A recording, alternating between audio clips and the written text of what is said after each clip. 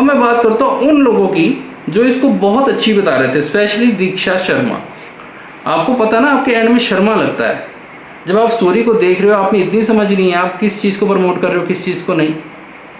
या तो शर्मा हटा लो नाम से। आप ब्राह्मण फैमिली से बिलोंग करती हो, एक एंटी ब्राह्मण मूवी को पैसे लेके प्रमोट कर रहे हैं आप। चलो आप कहते हो मैंने पैसे नहीं लिया, फिर भी बुद्धि काम नहीं करी कि मैं किस मूवी को सपोर्ट कर रही हूँ। आप कहोगे मैंने बंगाल फाइल्स को भी किया था।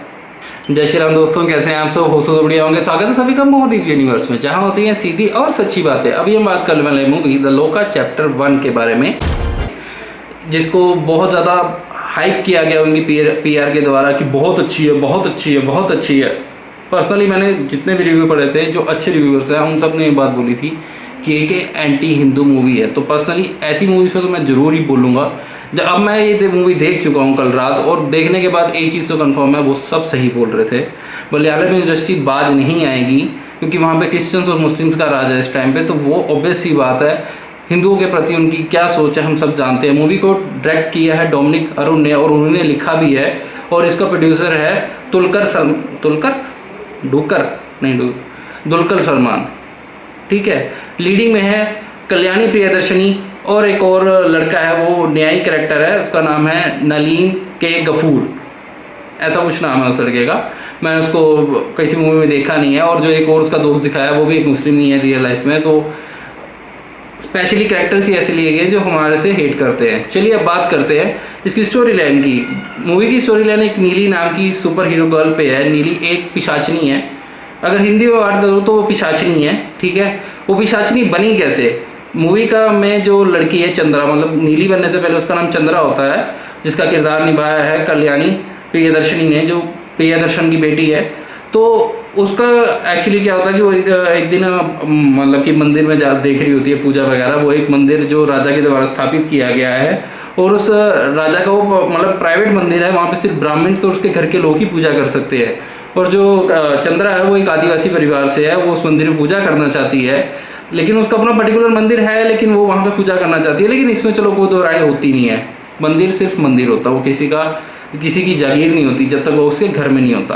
तो वो मंदिर जंगल में स्थित है, और ये दिखाया गया है कि ब्राह्मण और बाकी राजा उनको अलाउड नहीं करते, मतलब हिंदू अलाउड नहीं करता, वो आदिवासी परिवार से घृणा करता है। आज हमारी प्रेसिडेंट कहाँ की हैं? हम तो सारे उनसे हेट करते हैं। चलिए खैर, बुद्धि तो इनकी वही है ना, भड़काने वाली। फिर दिखाया जाता है कि एक दिन जो है चंद्रा आती है उस मंदिर में अपने भाई वगैरह के साथ। तो वहाँ पे वो खेलने लगती है। उसको पूजा से पद्धति का तो इतना पता नहीं होता। वो देवी की माँ के मंदिर में घुंघरू देखती है देवी का। और स्पेशली एक बात बता दूँ, जो देवी मेंशन की गई है वो हमारे हिंदू धर्म से रिलेट नहीं करती, वो उसका कोई वर्णन नहीं है हमारे हिंदू ग्रंथ में। तो रिलेटेबल मत होना कि ये हमारी कोई हिंदू देवी है, नहीं। फिर होता क्या है कि वो घुंघरू एकदम हाथ में देख ही रही होती है, तभी ब्राह्मण और उसके राजा के लोग आ जाते हैं। तो वो वहाँ से भाग जाती है घुंघरू उठा के, और अपने मंदिर में देवी के चरणों में रख देती है। राजा को इतना गुस्सा आता है, वो पूरे गांव को जला देता है। लिटरली कौन सा राजा अपने गांव को? ये तो मैंने मुस्लिम शासकों का ही देखा है, जिन्होंने हिंदुओं को इतने बर्बरता से मारा है। हिंदू शासक ऐसा कौन सा हुआ जिसने अपनी प्रजा को जला के मार दिया हो? कोई हिस्ट्री में ऐसा है?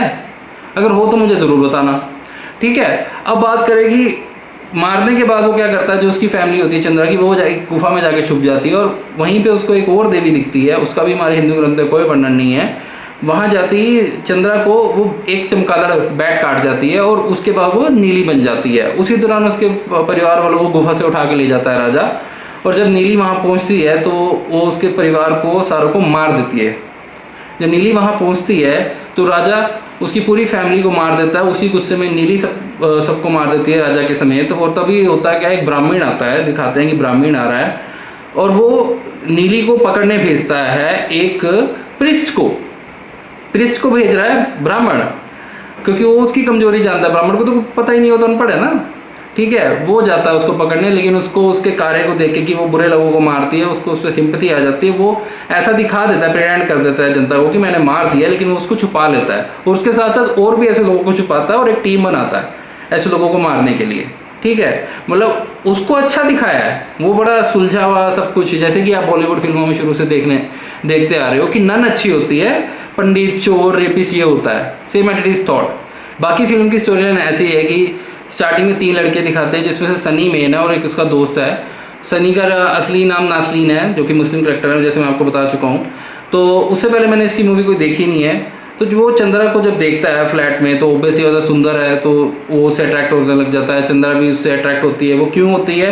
क्योंकि उसका पिछले जन्म में जो होता है, क्योंकि वो ओबेसा बहुत पुरानी है, बहुत सालों से जी रही है, तो ब्रिटिश एरा में उसका एक बॉयफ्रेंड होता है, वो उसी की तरह दिखता है, तो वो उससे अट्रैक्ट होती है, ऐसा मिलना बातचीत होना। तो एक दिन होता क्या है, एक उसका दोस्त चला जाता है उसको बताने के लिए, तो उसको शक होता है यार वो रात से आया नहीं है, वो उसको थोड़ा सा डर लगने लग जाता है सनी को कि भाई वो क्यों नहीं आया। तो वो जब जाता है तो वो कहती है यहाँ पे कोई नहीं, वो गुस्से से बात करती है। बाद में उसको लगता है कि नहीं यार इसमें कुछ अजीब है, तो उसको फॉलो अप करने लग जाता है। लेकिन वो लड़का वापस आ जाता है क्योंकि उसको पुलिस पकड़ के ले जाती है, क्योंकि उसकी जेब में फीम होती है। लेकिन सनी उसका पीछा करते चला जाता है क्योंकि उसको पता नहीं है उसका दोस्त वापस आ चुका है। वो जाता है तो वहाँ पे उसको दिखता है कि वो जो 3 लोग हैं उसको वो उठा के लेके जा रहे हैं चंद्रा को, क्योंकि उनमें से एक लड़का वही होता है जिसको नीली ने मारा होता है, मतलब चंद्रा ने। तो वो उसका पीछा करते करते करते जाता है। जैसे ही वहाँ पे देखता है कि नीली को होश आ जाता है, और नीली सबको मतलब वही अपने वेम्पायर रूप में काटती है, मार देती है। तो वहाँ से वो ओबेसी वाला लड़का घबरा जाता है, उसने क्या देख लिया। लेकिन जो चंद्रा है वो उसको मारती नहीं है सनी को, वो उसको समझाती है, सारा अपना कॉन्सेप्ट समझाती है, अपनी स्टोरी बताती है। तो फिर भी डर डर तो अंदर रहता ही, वो आके अपने दोस्त यारों को बताता है, ठीक है। लेकिन फिर भी वो सबको समझा देती है किसी ना किसी तरह।